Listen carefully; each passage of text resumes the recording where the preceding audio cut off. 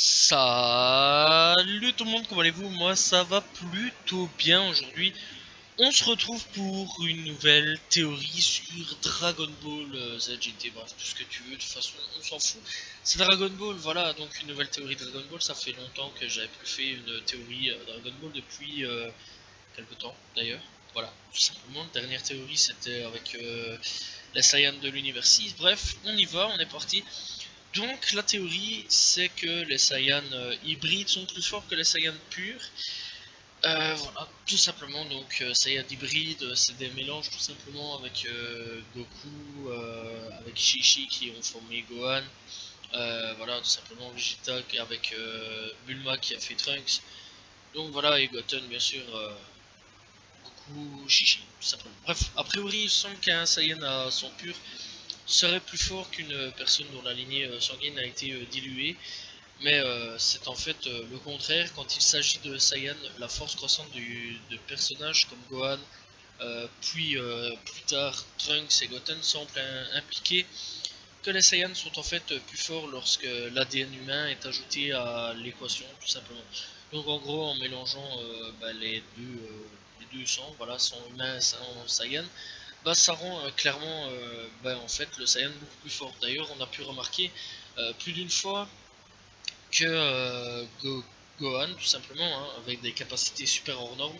On sait d'ailleurs qu'il est vachement plus puissant que Goku sur certaines choses. Voilà, on a pu remarquer sur certaines choses qu'il était bien plus puissant que Goku. Et comme Trunks et Goten, hein, rien que déjà la fusion, quand ils fusionnent, ils peuvent déjà tenir en SSJ3. Donc rien que ça prouve déjà que leurs puissances sont clairement bien plus fortes que celles de Goku ou Kokes. Voilà.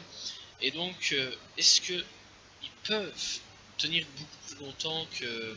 Est-ce qu'ils peuvent être meilleurs que Goku et Vegeta? Je pense que oui, il y a moyen. Je pense qu'il y a clairement moyen en fait qu'en s'entraînant avec Kaio et avec Beerus tout simplement, ils puissent devenir bien plus forts et devenir clairement bien meilleurs que leurs parents. Voilà, on sait clairement que Gohan avait dépassé Goku avec le fait que l'autre l'avait. Les Kaioshin avaient débloqué, je dis l'autre, mais c'était les Kaioshin avaient débloqué tout simplement sa force avec sa super danse là au petit vieux, je me souviens plus comment il s'appelait, mais c'est pas grave, on s'en fout. Voilà, et donc je me souviens ouais, avec sa petite danse, et donc ouais, après la force de Gohan s'est multipliée, donc on se souvient clairement parce que c'était des forces cachées. Et donc voilà, en s'entraînant, Gohan est devenu bien plus fort que son père. Simplement, il a un peu fait le compte sur certaines choses avec Boo, si on s'en souvient. Voilà, avec Cell, c'est lui qui l'avait battu. On se souvient clairement que Goku avait remarqué sa force. Avec Trunks et Goten, c'est à peu près la même chose. Voilà, le SSJ3. On remarque clairement que Trunks comme Goten sont bien plus forts que Goku, clairement, avec le SSJ3, là où ils arrivent à faire ensemble, quoi, quelque part, hein, le SSJ3. Donc voilà, ouais, quelque part, cette théorie-là, en plus, se confirme clairement, voilà. Et en fait, ouais, clairement, en fait, il semblerait clairement que les Saiyans mélangés, enfin, sans mélanger, puissent être bien plus forts que des Saiyans à sang pur, clairement. Donc voilà, quoi, comme quoi, c'est super cool en fait. Il y a plein de trucs super géniaux là-dedans, voilà, il y a plein de théories qui peuvent se faire, et cette théorie a été à peu près confirmée dans les mangas, voilà, pour ceux qui veulent savoir.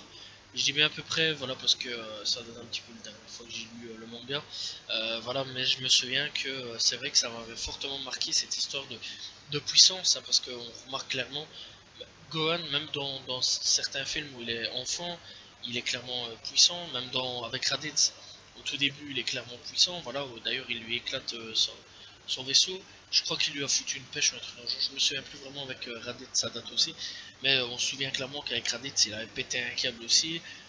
Voilà, alors si vous avez regardé un petit peu avec les films, certains films, on peut remarquer aussi sa puissance très très très hors norme.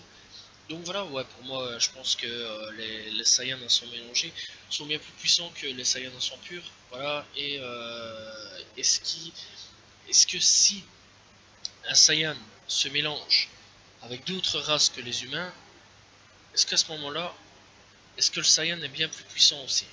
Ça c'est une question aussi qui pouvait être assez spéciale, genre si on se mélange avec un Namek ou alors avec un autre, genre la race de Freezer ou quoi, qu'est-ce. Est-ce qu'il y a moyen que le Saiyan devienne plus puissant, sachant aussi que la race de Freezer ça peut être hyper intéressant parce qu'eux n'ont pas nécessairement besoin de s'entraîner pour se transformer et devenir hyper puissant. Voilà, d'ailleurs ça a été expliqué par Freezer, ça peut être hyper intéressant comme style de mélange.